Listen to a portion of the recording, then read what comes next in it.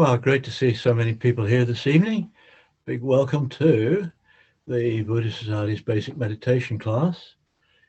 There are a couple of names I don't recognize, but that's my problem. I'm, I'm going to assume that you're probably newcomers to the class, so just my usual on what may or may not happen tonight. The first thing is everybody is on mute for the moment. And I'd welcome, and during the course of proceedings, if anybody has any questions, comments as we go along, please feel free to put them through in the chat box. At the end, everybody can be unmuted and we can chat in the normal way if we want to, or certainly questions and discussion, all that kind of thing. So please feel free to use the chat box. And I particularly appreciate it if it's something like, I'm not clear, you can't hear me, whatever it is. And if there's anything we can do about it, we'll try. The class follows the usual way it does, which is I'll give a bit of guidance to begin with, and then we'll do a bit of sitting practice. And midway through, I'll ring my bell. Here it is. Hope everybody can hear it. And have a little stretch if you want to. And I might make some other, I hope, helpful hints. We'll sit some more. And then about, think of a time, 25 to 8, something like that. We'll open everything up for discussion. But as I say, in between times, if you've got any questions at all that you just want some guidance with or comments on, please just put them in the chat box, because I've got the chat window open, and Wongdu, who is the good guy who's behind the scenes pulling all the IT strings, he will make sure I see anything that comes his way. So great. The theme tonight, I'm encouraged all the time. I'm encouraged to come up with a theme, and the theme tonight, I thought, is an important one, which was how do we enjoy our meditation? How do we enjoy meditation? It's a good question, actually, because I don't know about you, but really, I only do things I enjoy. The heart of the matter is, well, by the way, what do we mean by enjoyment? But frankly, I try to avoid things that I don't enjoy, and I like to do things which I do enjoy.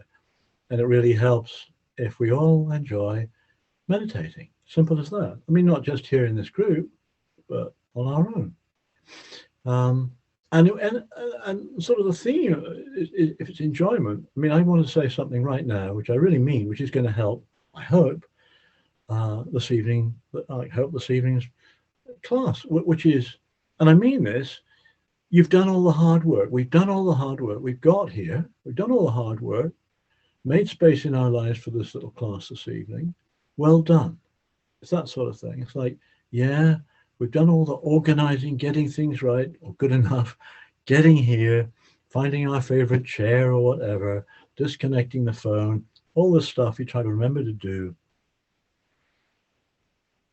And now it's just relax. Well done. It's going to be easy from now on. It's that kind of attitude towards meditation practice. It's more about relaxing than scoring the winning goal. Okay?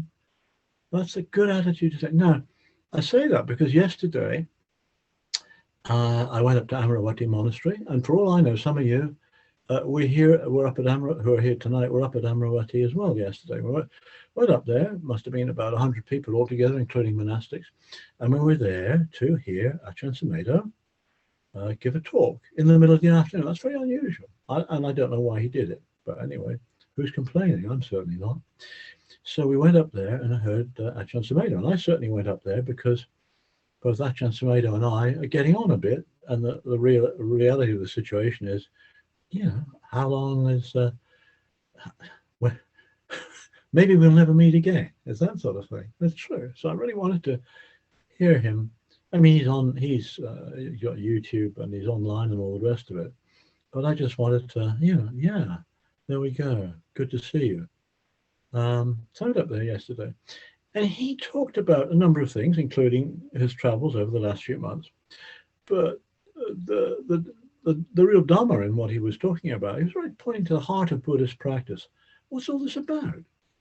And, to summarize a large chunk of an hour's talk, he was encouraging us to cultivate what I think he calls conscious awareness. Conscious awareness.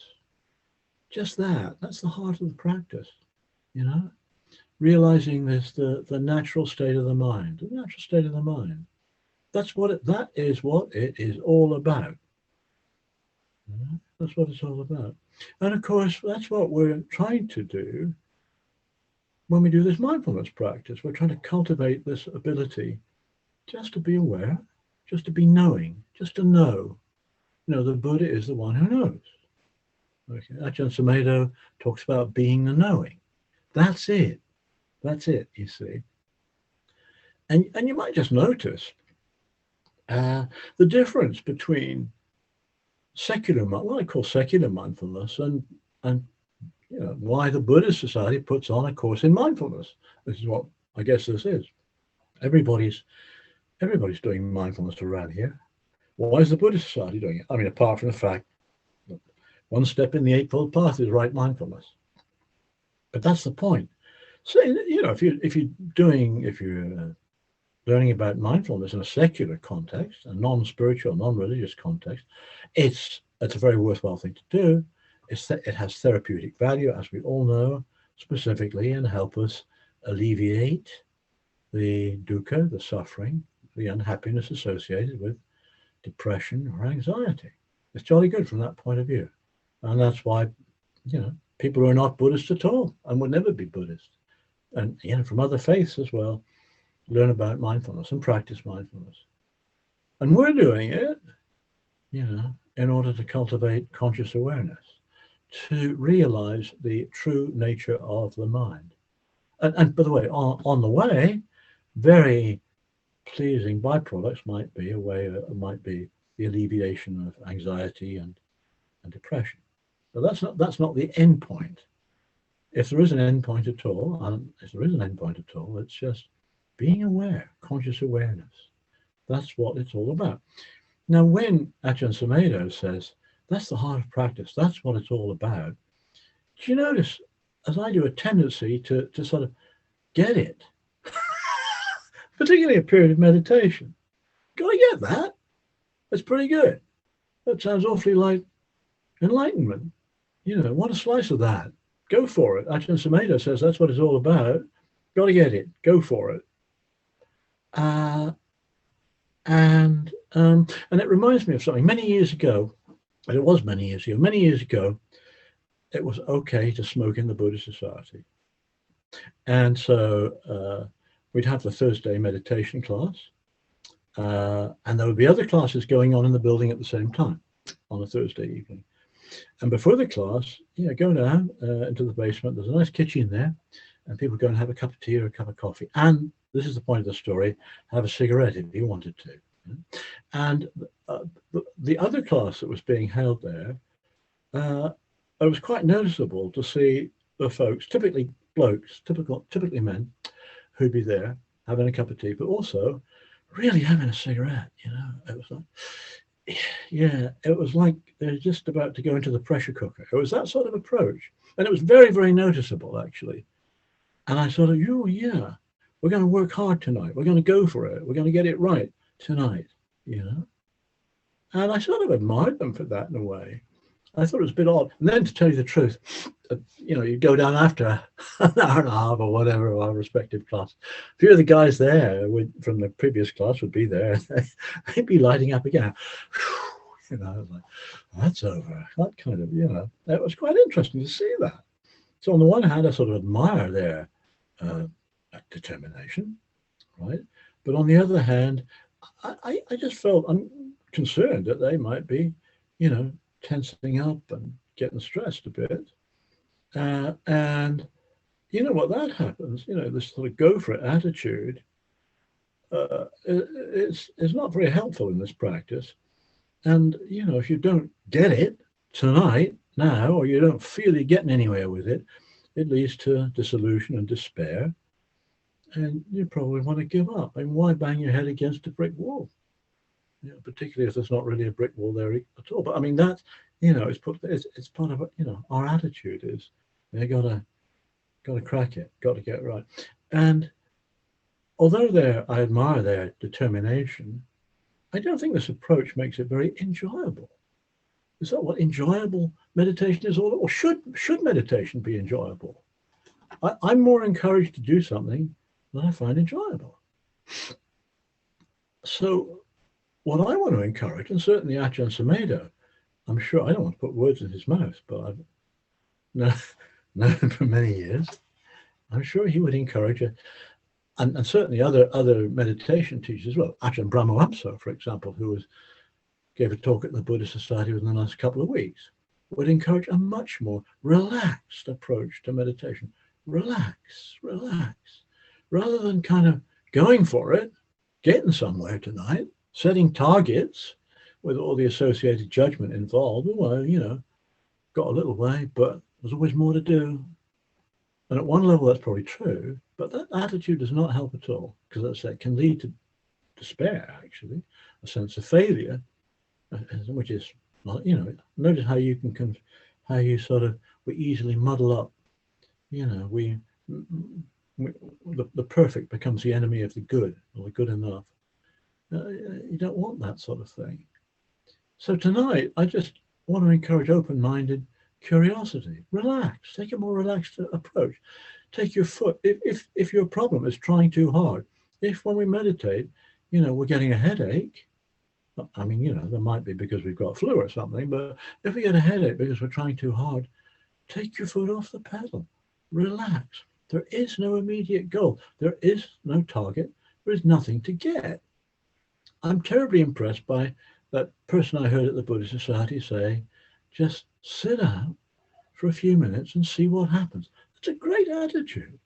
Just sit down at home, go into your room, sit down, see what happens for 10 minutes, 15 minutes. That's all. That's all. Just be alert, be aware, and relaxed. And relaxed.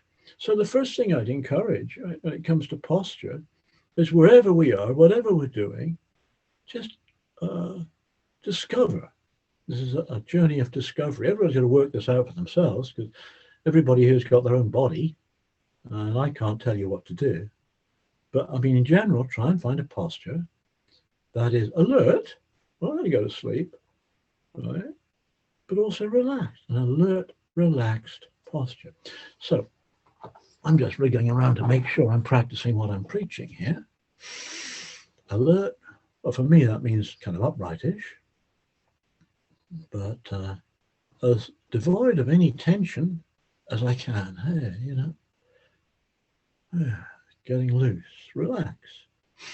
Alert, relaxed posture. And why don't you just check out the body and see if there's any tension?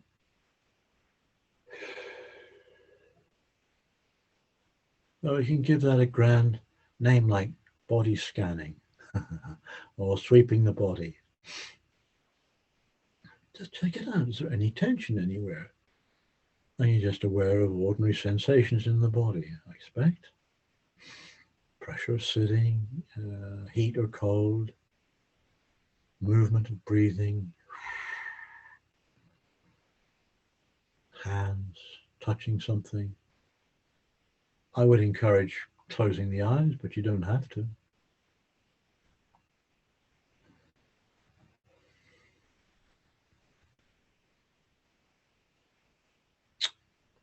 Any tension in the jaw, for example, or the shoulders. And I'm certainly not saying there shouldn't be. I mean, if we've just had a hell of a day, it's been one long struggle, and we're human beings. But you could just view meditation tonight as just being an opportunity to back off from all of that, to go on retreat for a few minutes and relax. Relax.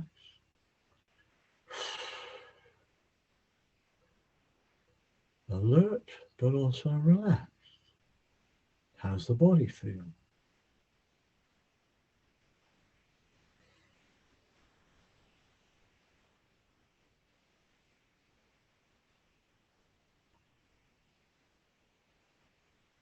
Any tension in the hands. Hands are very good at hanging on to stuff, including, sort of emotional stuff as well. Everybody knows what a clenched fist, what's going on inside the head of somebody who clenches their fist. Relax. We don't have to do that this evening, unless we really, really want to. And the way to relax is to notice the tension there and let go, let go, let go, let go. And that's where the meditation object that many of us use comes into the picture. Now, from the point of view of the sort of enjoying practice, happy practice, if you want to call it that, the breath is really very useful. Not again as something we grasp onto. People talk about concentration in meditation. That has a kind of an ugly kind of, term. As a like a university teacher, it's all about concentrating for exam or concentrating on the paper I'm writing, and typically, I know what that's like. It's not relaxing at all. Concentration in meditation practice, it really just means letting go of as much as possible, except letting go and just letting the attention fall back onto whatever it is we use as a meditation option, a little anchor or stabilizer. We don't grasp the anchor grasps us and stops us from bobbling off too far. But if we do, we let go and allow the anchor to pull us back to the breath, the in-breath, the out-breath, or whatever meditation object we use. They all serve the same function.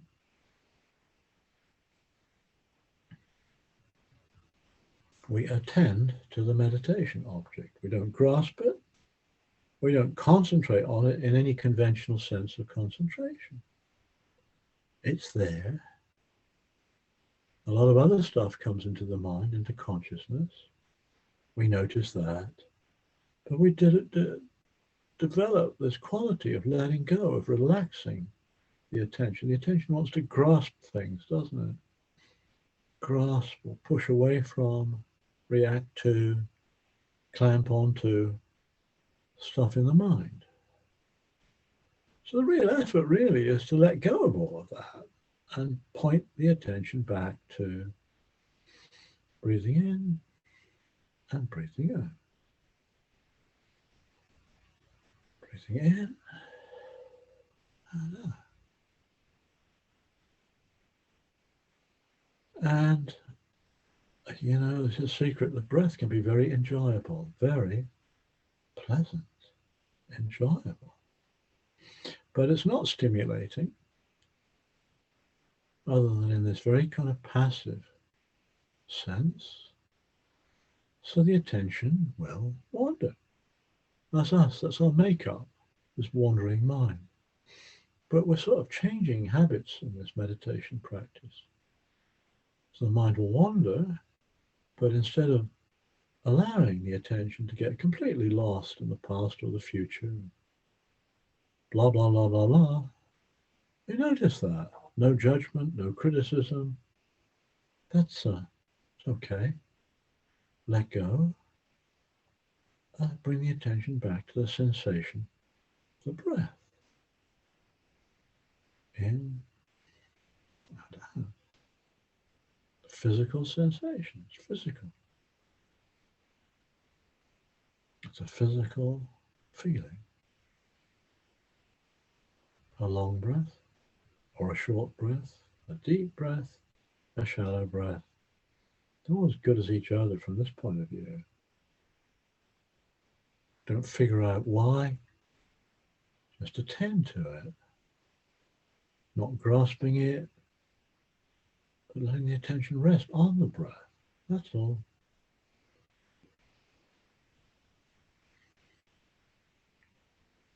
A very peaceful, calming meditation object. Assuming the breath is kind of normal. We have not got, if you've got a cold or something, you've got to try another meditation object. But normally the breath is a very pacifying, tranquilizing meditation object.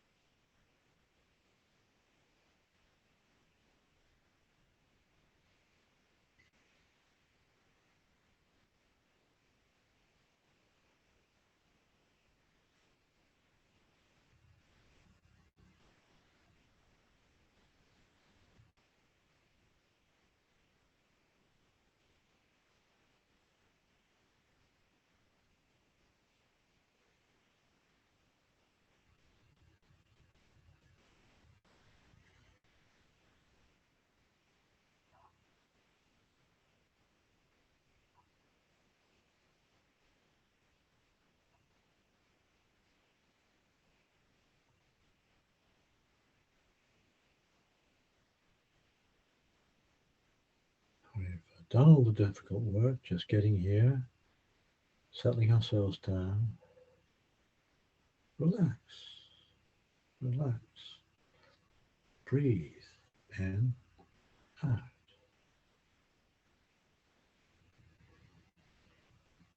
And once in a while, just deliberately, just check the body for any tension. Relax.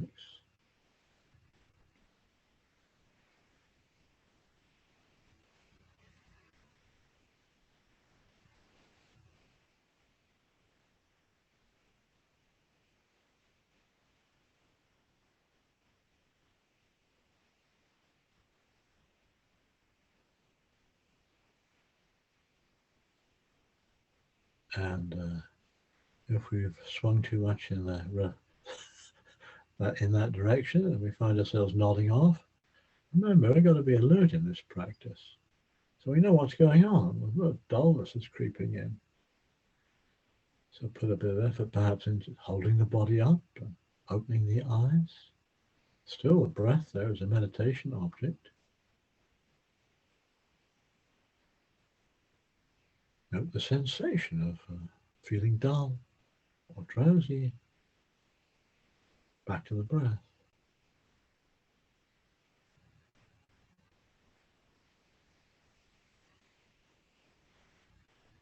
And avoiding all the judgment around this practice.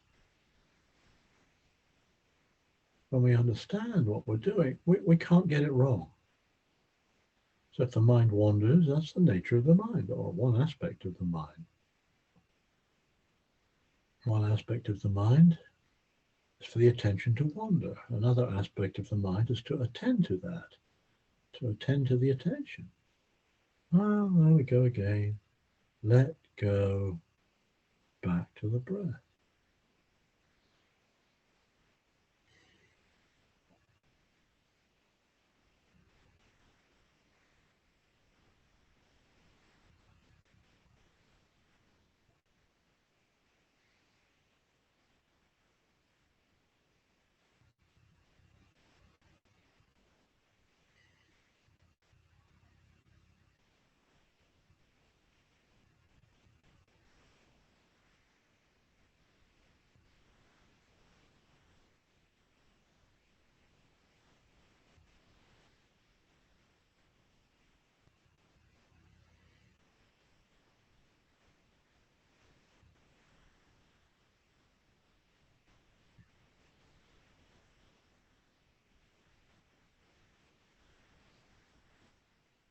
They talk about absorption in meditation, being absorbed in the breath. We know what it's like to be absorbed in something, reading a book or music, getting absorbed by the breath, in the breath. And it helps to do what I was encouraging last week. Notice gaps when an out breath ends. Okay. breath begins. Top of an in-breath, gap, breathe out. There's no need to control this at all. It's not. Nobody's talking about, count so many counts on the in-breath or holding it for so long. That's something else. That's something else. Let's just notice the rhythm of the breath, absorbing ourselves into this rhythm. It begins, there's a middle, end, gap, out breath begins, ends.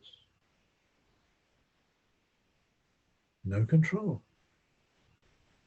Just attention, just so letting the mind, the attention rest on breathing.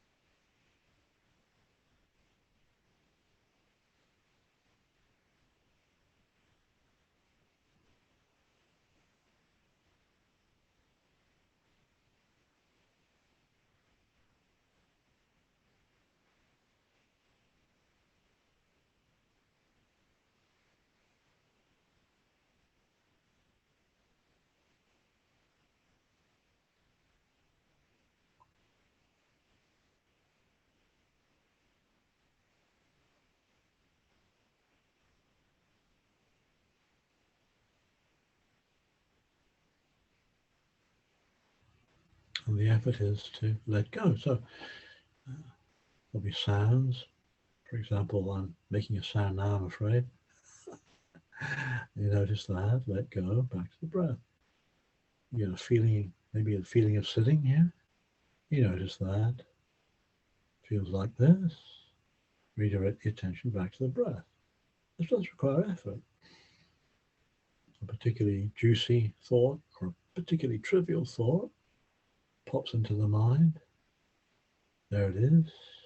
Let go of it. Back to the breath.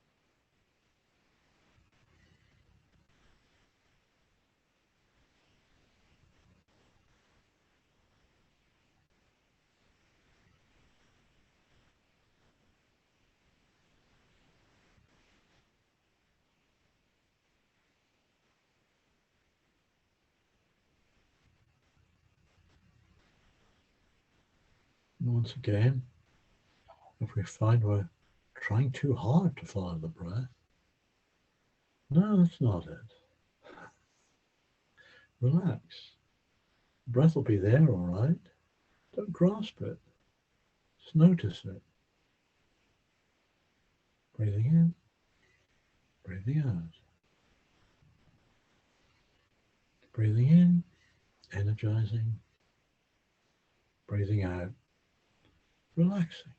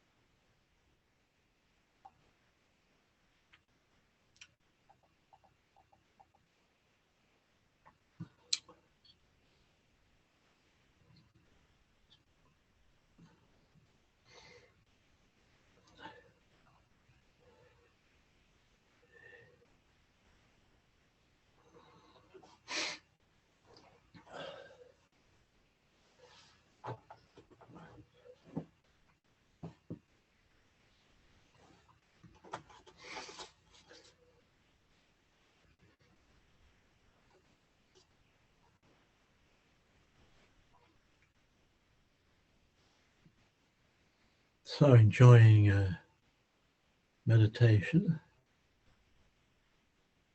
happiness. Everybody's got a different definition of happiness, and it's very interesting to sort of, if you're into this sort of thing, in a way I am, looking at the research on what makes people happy, actually. Is it winning the lottery or what? So a lot of us are quite interested in this. But somebody, one of the social scientists at the London School of Economics, talks about happiness in terms of, like, it's got a couple of components. And he calls pleasure and purpose. Pleasure and purpose. I mean, everybody knows what pleasure is like. Just, pleasure is kind of having fun, eating your favorite brand of ice cream, or a good massage. Oh, having a laugh, that's pleasant. Pleasure, but purpose is meaningful activity. It's like you have a lot of pleasure, and there's nothing wrong with that, really. Don't want to get attached to it, but then I'm speaking as a Buddhist. Pleasure's okay. But so is having some purpose in what we do. And many of our activities give us both pleasure and purpose. And so we enjoy doing them. We're happy doing it. By purpose, I mean, it's just meaningful activity. Meaningful activity. So, I don't know. I'm the same person I'm thinking of. I was talking about, I think he's just had his first, this is when he started talking about, I think he just had his first child. And he was saying, well, I spend a lot of time just reading to this kid. I'd rather be down the pub with my mates. And that's pleasure and purpose. Right?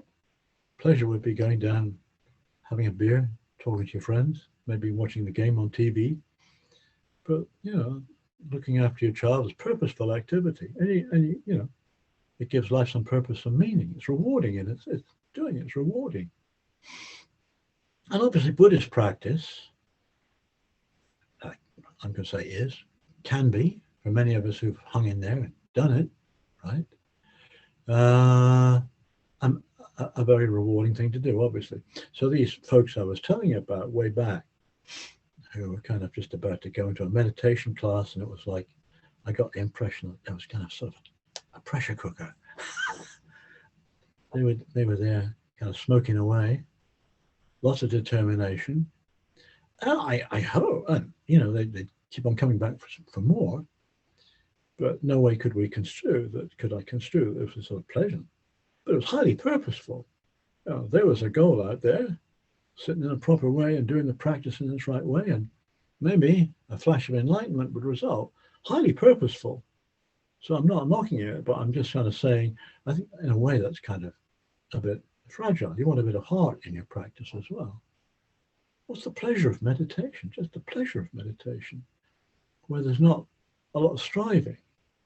The pressure cooker approach is it's like, it's this cliche about different ways up to the top of the mountain, isn't it, really? But, the pressure cooker way is the vertical cliff face. Need a cigarette before I do that. And maybe I'll fall off. I mean, maybe there's another way around, you see, a slightly easier route. It's a longer route.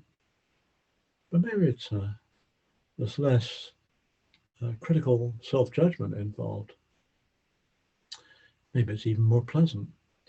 What pleasure is there then in meditation? Well, I mean, the obvious one is if we practice mindfulness for therapeutic reasons, we can enjoy the benefits of it. The dukkha of depression and anxiety can be reduced. It's as simple as that. And it's pretty good to reflect on that. Well, I'm glad I did it. I feel a lot better now. The clouds have lifted. Great. So just that, bringing that to mind of that therapeutic benefit is pleasant. It's really pleasant.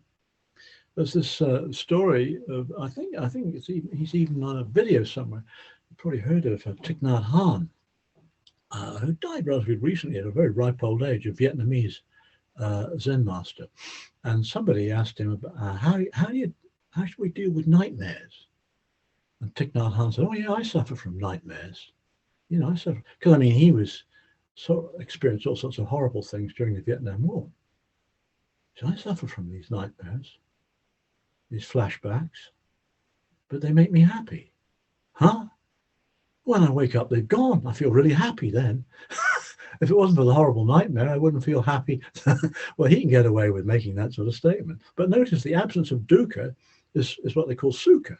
The absence of suffering, of dissatisfaction is satisfaction.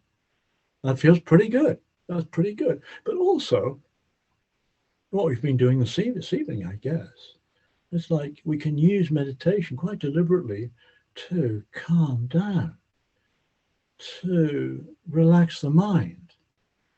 Meditation can be peaceful. Clinging on to stuff in the mind is stressful. We learn to let go in this practice. We learn to relax.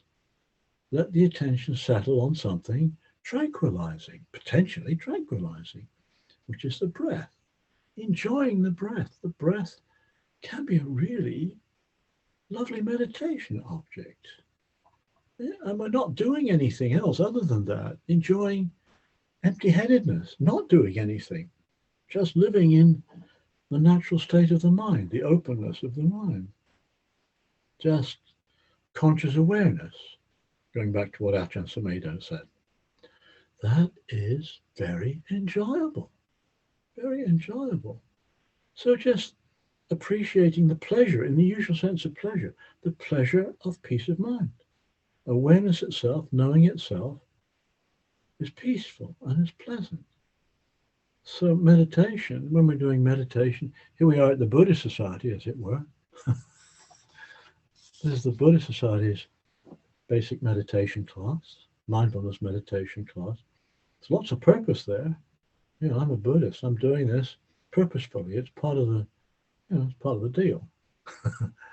Sort of sign up to the Eightfold path.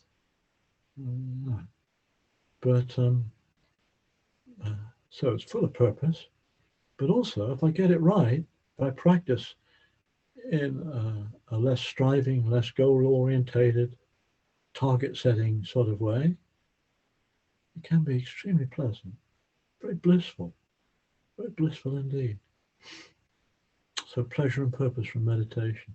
And it's like, you can think of a period of meditation as going on retreat at home, okay, wherever you are.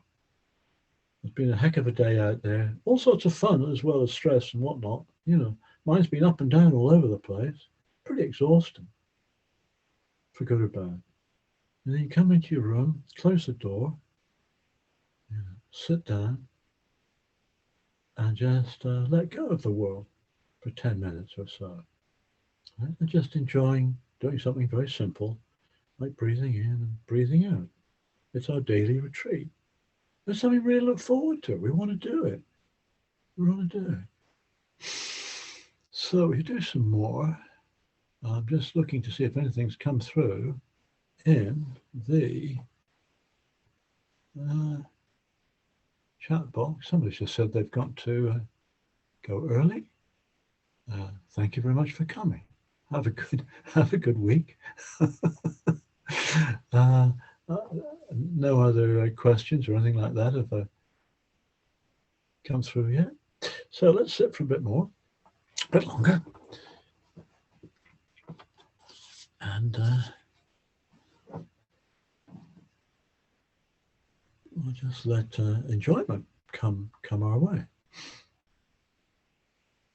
And if it helps, by the way, we can certainly cultivate a happy mind state. If we want to do a bit of metta practice, I won't give any guidance on that. My guess is many of us know how to do it. But, wishing ourselves well and wishing others well. And that's a lovely practice. It can unearth all sorts of difficulties, resistance and so on. But, on a good day, on a good evening, Very pleasant practice. So settle back.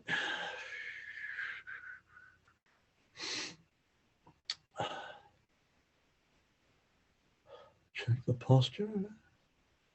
Comfortable, stable, alert. Haven't gone to sleep yet. But also relaxed. Any tension? Even if it's there, just be comfortable with the tension. Otherwise, just relax.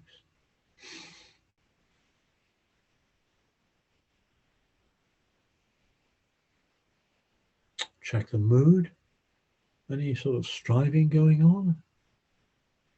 I mean, we might have a perfectly ordinary, reasonable sort of target out there, which is got to go somewhere at 8 o'clock. It's all right. Just notice that. Settling back, noticing the mood, the body. Maybe a few deeper breaths if that helps. Just to settle back down again. Feeling the breath, the rhythm of the breath. Breathing in, breathing out.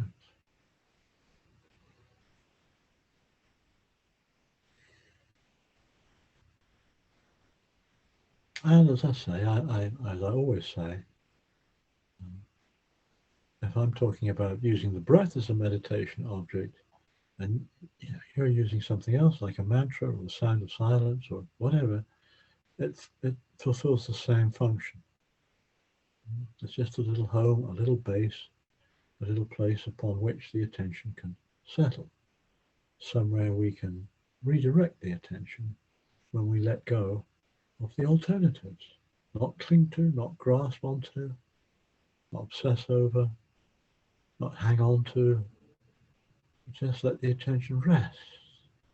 Rest on it.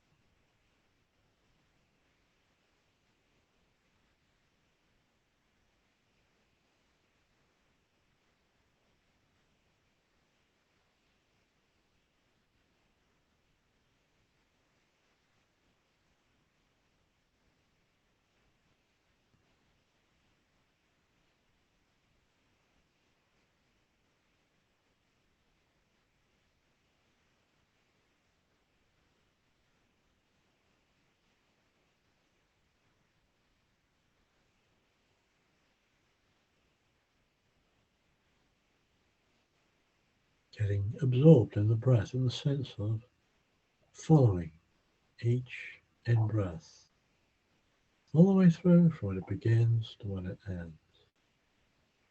Noting a little pause and then following the out-breath from when it begins all the way through to when it ends. There's a pause.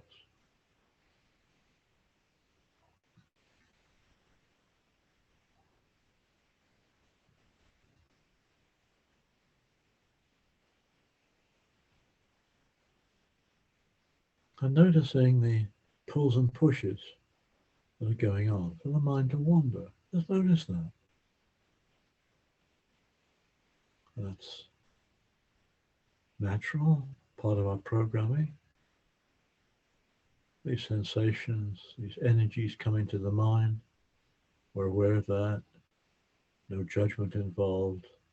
Notice, let go. Back to the breath.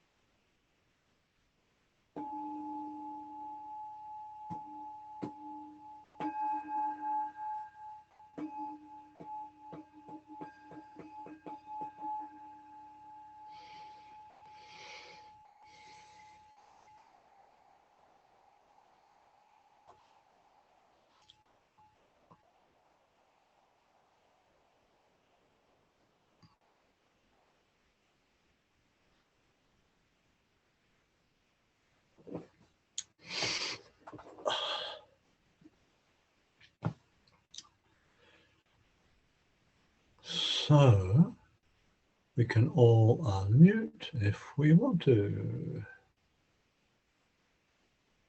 And nobody sent through any questions in the chat box yet, but there's still plenty of time to do so. I'll ask a question. While you're thinking about that, a couple of announcements. This time, the class next week will, I'm pleased to say, be led by Ajahn Barry Subhaddo. He was due to do it tonight because it's the last Thursday of the month, but he couldn't do it. I think he's traveling. But I think next week, which is the 1st of December, Ajahn Barry will be here. That's good news. The other announcement is some interesting one. Well, that was interesting, I guess. But another interesting one, which is on this coming Saturday, the 26th, at 3 o'clock in the afternoon. The Buddhist Society, it's the Buddhist Society's anniversary day, and they celebrate it with a talk. And it's being given by somebody called Alexander Maitland, who writes on sort of travel things, stuff, discovery and all that. And he is giving a talk about a book which goes back a long way, which I certainly read, I don't know, way back. The book itself was published in 1922, and it's called Siddhartha, and it's written by somebody called Hermann Hesse, Siddhartha. And it's a novel that was published in 2022.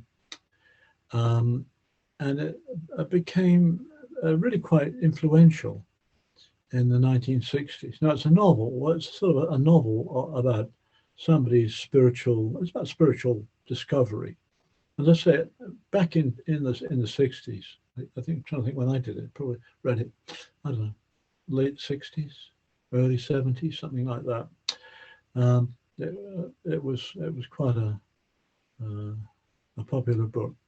And so this chap, Alexander Maitland, is talking about the book. And the meeting is both face-to-face at the Buddhist Society, or it's online. And if they haven't already, they'll be putting up a Zoom link so you can tune in. That's quite interesting. It's for those of us of a particular kind of vintage. It's quite a classic, that book. Anyway, thank you. I'm not the only person who's read it. Thanks, Meg. My favorite book. Yeah, it's quite a goodie. So there you go. That's Saturday. Now, any topics, questions for discussion? Anybody who wants to can unmute, I hope, or you can just. I haven't got everybody on the screen, so I can't see if you raise your hand, but you can try that, or send through something.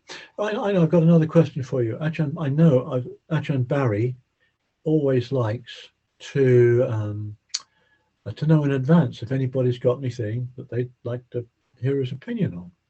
So if anybody has got something to, anything to do with, meditation or anything like that, and they'd like to hear Ajahn Barry talk about it, if you send it through by chat now, I will make sure he knows about it before this time next week. And he would certainly appreciate that. So that's something else to think about. I hope everybody had an enjoyable meditation this evening. If not, why not?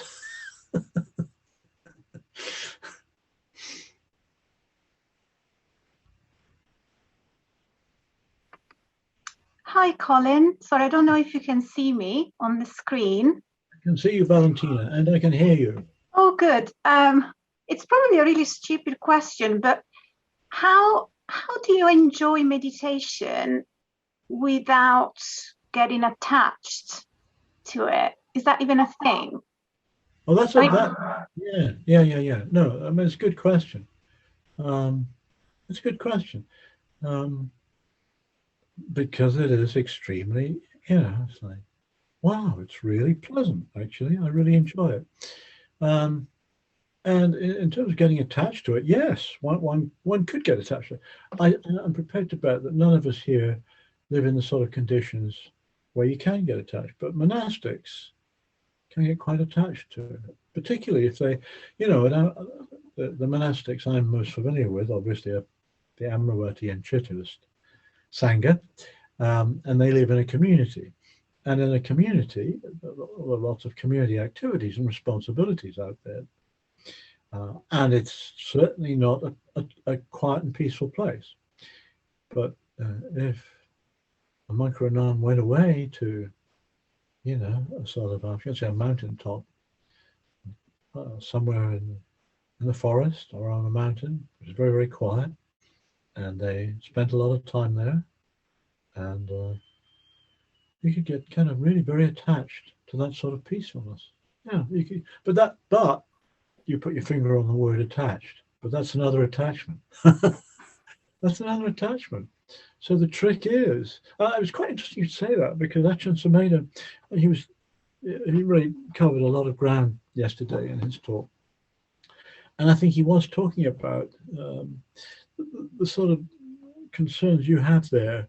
I mean, he was saying things like, yes, he did. He was getting, when he was a junior monk in Thailand, he was getting very fed up with all the monastic routine, the coming and going, this, that, and the other. And so he got the opportunity of practicing on his own in a little place, I don't know, on a mountainside or a forest or something in Thailand. And that's right, I remember the story very well. Sort of perfect conditions, sort of. But then he discovered how averse he was getting to a Thai monk who was there with him. Right? It's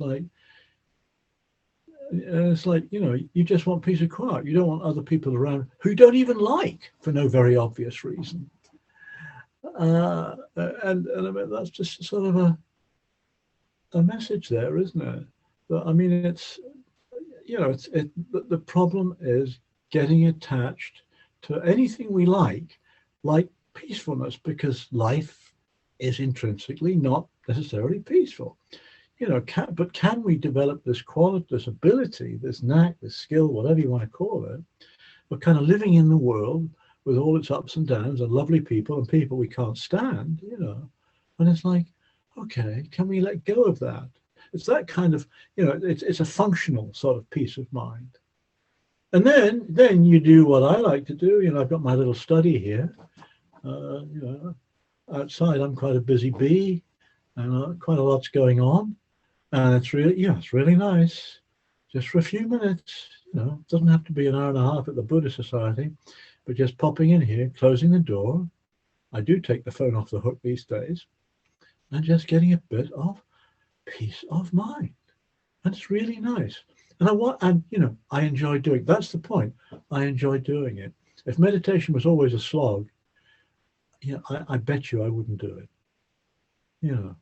And I mean, that's the point. When we sit meditation, in a way, anything can happen, and we have to sort of be prepared for that. You sit down, and you let go of everything, or at least you think you let go of everything, and then something kind of a skeleton clanks out of the cupboard. And that horrible memory, right? And there's no escape. I mean, I've just shut myself in here, or rather, there is an escape. Something horrible comes into the mind, and I can't notice it, know it, let go of it. Then I've got plenty to do. I can get up and have a bite to eat, or put on some music, or you name it. There are ways to get away from it. But it's more like, supposing you can't, can you just notice? It's very difficult. It's very difficult. You sit very peacefully, and then something comes into the mind which is very unpeaceful. And can we just notice it and let go of it? And it's without any, in a sense, without any aversion. Without any aversion. It's like Ajahn Sumedho's aversion to this other monk, who he found intensely irritating. And because he was a monk, Ajahn Sumedho, because he was a monk, he didn't actually hit this other guy. It was like that. But he just noticed his terrible aversion, which came into the mind under these very peaceful circumstances.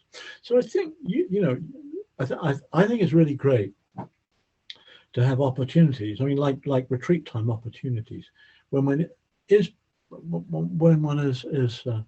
in a situation where everything is pretty quiet, and one can experience, the true nature of the mind, which is open and expansive and essentially peaceful, and from that point of view, very enjoyable actually. But you have to be able to, I often say this, that people go on retreat at Amaravati, have a very peaceful time, lovely time, great teaching, nice food, under no real pressure. You've got to get up in the morning and sit meditation and all that sort of thing. That's why we're there. And so the mind gets very, very peaceful. And you get in the car, get out on the M25. You just fall apart. That's not very... Bang goes your peace of mind, kind of thing. So it's more like, stuff happens and we learn how to let the real value, I think, of the sort of calming practice. Samatha. I'm talking about samatha practice. Is the ability to calm the mind down and to notice what the mind is like when it is peaceful and open and expansive, and just aware. Conscious awareness. That's what Ajahn Sumedho was talking about. That is the true nature of the mind. That's what Roy Sutherwood's teaching his his Tibetan students tonight. We're all sort of saying the same thing. It's like all the emotions and thinking and all the rest of it is, in a sense, on the surface. And what's underneath that? All the personal stuff is on the surface. The story of me and my life and all the rest of it. That's up there on the surface. What's beneath that? Beneath that is the awareness of it, which is impersonal. So the point of this calming practice is one gets in touch with this kind of latent quality we all have of just knowing. And the other thing is to develop this ability, in a way quite different, to be able to let go of stuff when we need to let go of it. It's the functional side of this practice is, you go to bed at night and you wake up and something's on your mind. Can we let go of it? And this is a training which enables me, at any rate, to let go of it. I have a choice. I can either, lie there with this buzzing around in my head, or I can point the attention to the breath. And let go of it. Nice. Okay. Somebody just sent me a text through. Oh, this is a question for Barry. Look, this is just a good question. This is just a really good question. I think this is from Meg again. Okay. This is not really meditation. Well, perhaps it isn't. but how does Buddhism suggest we resolve conflicts within a spiritual community? Which is exactly what Ajahn Sumedho was kind of faced with. So I'll certainly ask Barry that. You see, actually, if you don't know Ajahn Barry, he's been a monk. He's a layperson now, but he's had years of a monastic training. And the whole point about communities like Amaravati, for example, is you got to get along with other people. It's as simple as that. You got to get along with other people, otherwise it's hellish, And so how do you manage to do that? I mean, one way I can answer that question, but I'll certainly put it to Barry as well, is there's this monastic discipline. So in the Theravada tradition, that's whatever it is, 227 rules, which involve little things like not whacking a monk who really annoys you, but many, many other little aspects of conduct and etiquette and behavior, right? And so there will be conflict and disagreement, but at least there's these parameters, these constraints, these rules and regulations within which you function. But I'll certainly put that question to him, because I suspect he's a bit of an expert on it. That's a good one. I'll make a note of that. Is there a typical day? This is from Julie Nelson. Is there a typical day you could describe for monastics at Amaravati Monastery, please? Yeah, sure. The wake-up bell is 4-ish. Certainly about 5. This is AM, by the way, not PM. so about 5. There's usually morning puja. Okay. So they get together and chant, and then probably sit for an hour, something like that. Then they have a simple but substantial breakfast. So I guess we've got through to about 7 o'clock now, something like that.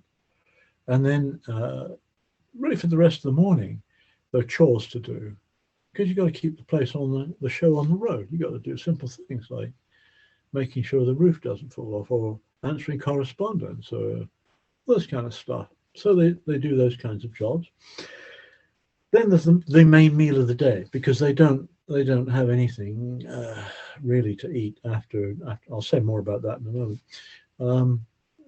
They don't eat afternoon, and that means on British summertime 1 p.m. But right now it means 12 noon. So 10:30 to 11, the bell will ring, and the monastics will assemble to receive the meal of the day, and that's what they do.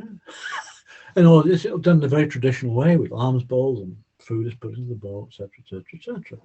So, we've now got to the middle of the day, to 1 o'clock or 1:30 or something like that, and then maybe some people rest, actually, or not, for an hour or so.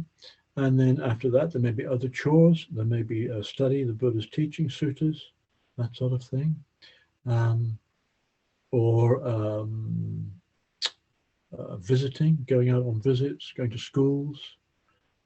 I used to take monastics to prison with me, and we'd do that, probably in the afternoon. So they have other commitments, or guess what? They could even meditate. And essentially, it's usually it's unstructured time. Now, during the winter retreat, so for January, February, and March, that's full on retreat. So they cut back all their other kind of extraneous kind of events and whatnot. So they wouldn't go out teaching or receiving school kids or whatever, but they would just practice, either as a group or individually. And that would take place, throughout most of the afternoon. They might well have a cup of tea towards the end of the afternoon. And maybe the monastic rules about what they eat are pretty bizarre until you get used to it. But they are allowed to have things like ginger. They are allowed to have things like, wait for it, hard cheese, but not soft cheese. They are allowed to have dark chocolate, but not light chocolate. They're allowed to have soya milk, but not cow's milk. And okay. And then they probably want to have a shower or freshen up before the evening puja. And so maybe at 7:30, assemble in the temple, evening puja, ceremony, meditation. Maybe somebody gives a Dhamma talk. Bedtime. Well, that's typical monastic day. And this rather wacky. It's funny. This business about the medicine. They're allowed to have medicine in the afternoon, which includes these rather strange things. Let's say hard cheese, dark chocolate, ginger, and these are all the rationale for this. Well, in a reasonable world, there's no rationale for it, but it's the Buddha allowed his monastics to have certain medicines, whatever they were, and these things are considered to be the modern equivalent of those medicines. And I remember very clearly, because I was talking to a visitor yesterday at the monastery, and she was saying, "Why? What? This is very unhealthy. You can, in principle, you could live all the afternoon. You could just kind of pig out on cheese and dark chocolate. Well, they don't do that. It's not very healthy if you do." And I remember one day, my wife and I were driving Ajahn Subhaddo somewhere. And my wife is very straightforward and all that sort of stuff. And she's very concerned about healthy eating. And she just said to Ajahn Subhaddo, "Why? Why do you do this? This is very unhealthy, you see." And there was this pause, you see. And he said, after the pause, he said, "This is one of the greatest mysteries of Theravada Buddhism. Full stop." And look, it's like, and there are very many monastic rules. Many of them are to do with just getting on within the community, just getting on within the community. But some of the monastic rules are, you look at them and you think, why? And maybe it's to challenge,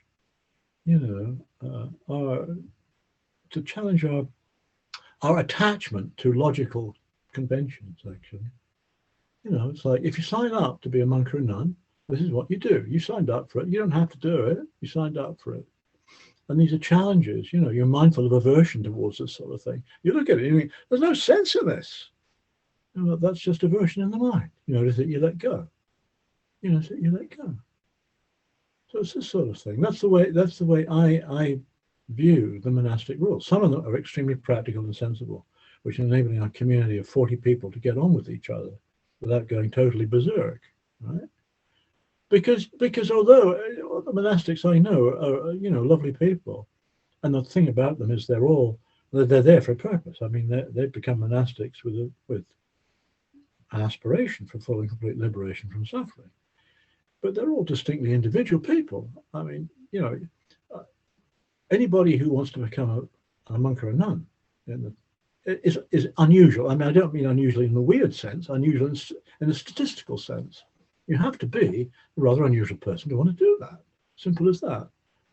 And, often they're rather, quite strong-minded people, actually. So they've got to get along together. So a lot of these rules, as I say, are for some quite interesting people just to get along with each other, actually. And there are some rules which I think, their function is to enable them, at any rate, to let go of our need for everything to be rational and clear and beautifully worked out the way I personally would like it to be. I think that's right. So I hope I've answered the question about a sort of typical day. Anything else anybody wants to talk about? I will certainly ask Barry about conflict resolution in spiritual communities. Any other questions or comments? Talk about now if people want to. I'm looking at my chat box. I haven't seen anything yet. Thank you, Colin, for answering my question. My name's Julia. You just answered my question. Good. Thank you. Thank you very much. By the way, what I'm about to say is absolutely serious. If you want to find out more about what you've just asked me, you can go and stay as a guest. Right now. That was my other question. So when lay people go on a retreat, do they follow the same monastic code? Pretty much. Right. I'm just trying to think about. Except yes, follow the monastic code in terms of things like when we eat and all that sort of thing. Yeah, absolutely. Mm-hmm. And that's extremely interesting. When lay people, at least I'm kind of used to this now, but when lay people go on retreat, particularly to begin with, so you have breakfast at whatever time it is, 7, and then the last meal of the day, sort of in big bright lights and capital letters, the last meal of the day has got to be over by 1 p.m. or 12 or something, and of course it's very good food. That's the other thing. The food is on retreat certainly is copious amounts of excellent vegetarian food. So you sort of think, that's it until breakfast. I'm going to starve. So you just load up. Then you have about an hour afterwards, and you need it because you've got to meditate all afternoon, and you've just eaten a vast amount of food, and you just want to sleep. But then the challenge is not sleeping. So, and then you see, you all the stuff about, God, I think I'm going to starve. I've got to eat more. It's just nonsense because you're not expending any energy, mental energy, you see. And you find that not eating substantially, other than a chunk of cheese and a bit of chocolate later in the day, it's like you don't get hungry. It's as simple as that. You're not hungry. But the retreat routine is kind of similar to the monastic one, except that you're there on retreat, so there's much more time spent in meditation, sitting meditation, walking meditation. So you don't, I mean, apart from just keeping the retreat center nice and doing the washing up and other odd cleaning chores, you know, there's none of the work stuff there. So you're just there to meditate. Okay. But you don't even have to go on retreat at Amravati.